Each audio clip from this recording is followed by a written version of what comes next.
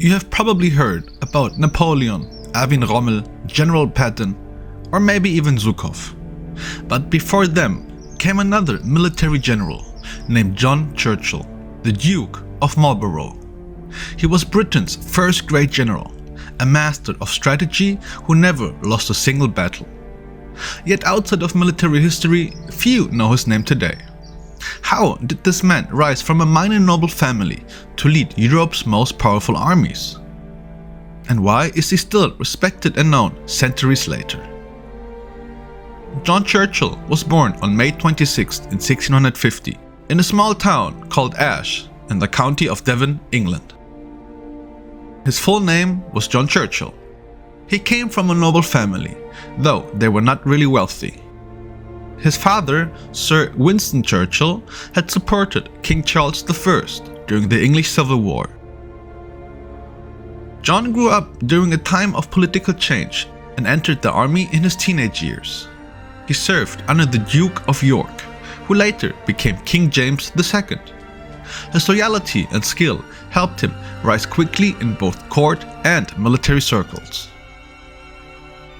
Churchill fought for the Duke during the Franco-Anglo-Dutch War and later served with distinction in the Franco-Dutch War, gaining a reputation for courage and discipline on the battlefield.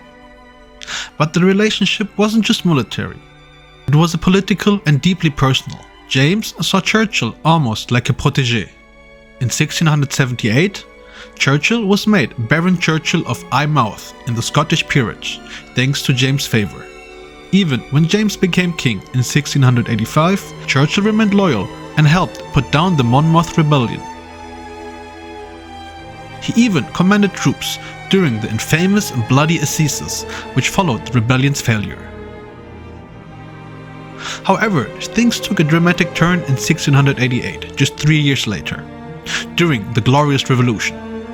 Churchill himself, despite all of James' past patronage, defected to William of Oranien, betraying the man who had essentially launched his career. This decision shook many, but Churchill claimed it was to protect the Protestant faith and the future of England. It was a gamble that paid off. William rewarded his loyalty, and Churchill's real rise to power began. He gained experience in various conflicts, including the Third Anglo-Dutch War, and campaigns under Louis XIV of France. These early roles allowed him to study strategies he would later use to defeat French forces. Marlborough was more than just a general.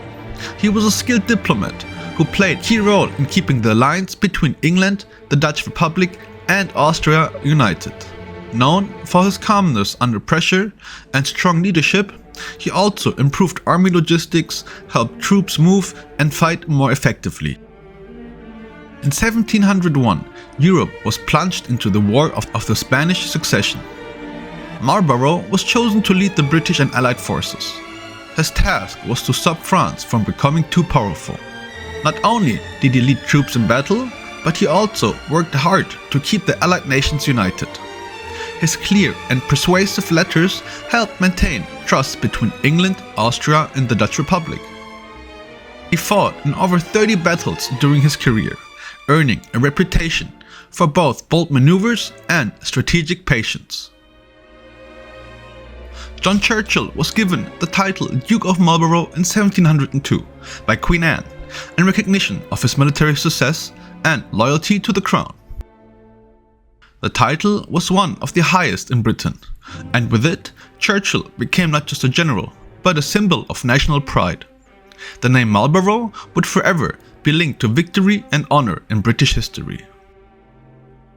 One of his most famous tactics was the use of deception and rapid marches to surprise enemy forces. Most notably at the Battle of Blenheim, where he marched his troops more than 250 miles in 5 weeks to catch the French off guard.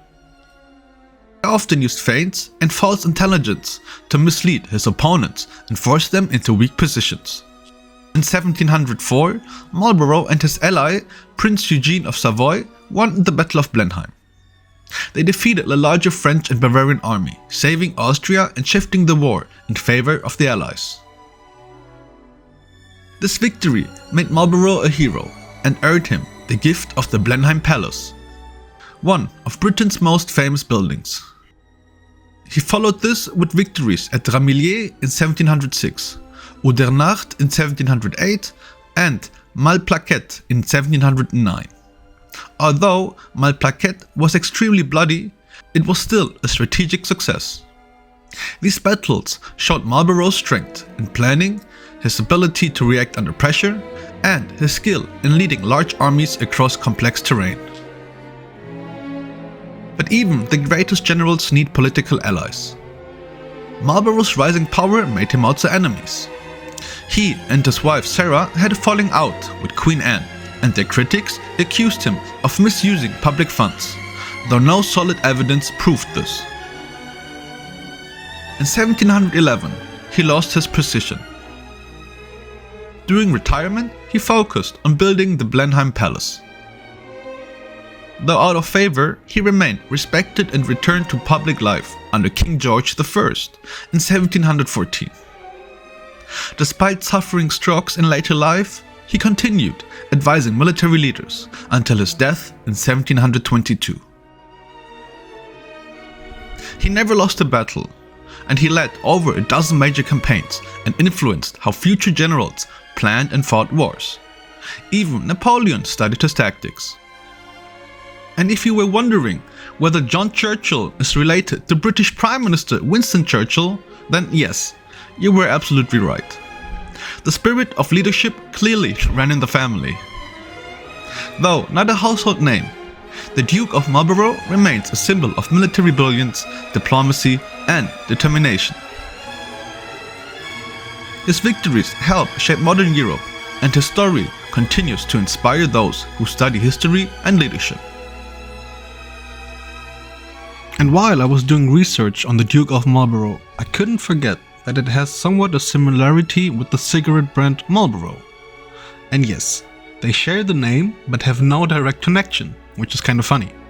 The brand, which was introduced in 1924 by Philip Morris, was named after the Great Marlborough Street in London, where the company had its original factory.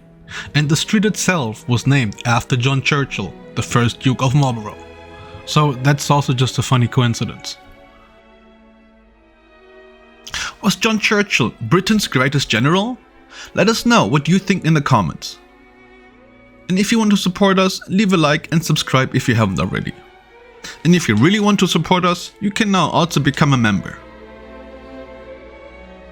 I hope you learned something new. Until next time, and as always, this is HistoryCrafts, where history crafts itself.